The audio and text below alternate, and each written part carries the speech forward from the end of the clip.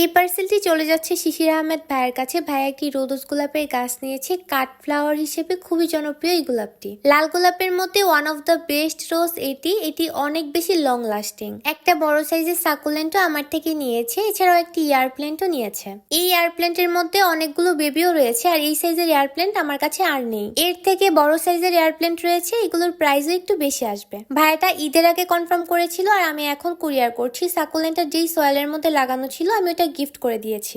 ঈদের জন্য আমি অনেকের পার্সেলই কুরিয়ার করতে পারিনি, কুরিয়ার অফিস বন্ধ হয়ে গিয়েছিল, তাদের সবাইকে আমি অনেকগুলো করে গিফট করে দিয়েছি। এই সুন্দর পিঙ্ক লেডিটাও আমি গিফট করেছি, এছাড়াও একটি বেবি টিয়ার্স এর কাটিংও গিফট করে দিয়েছি।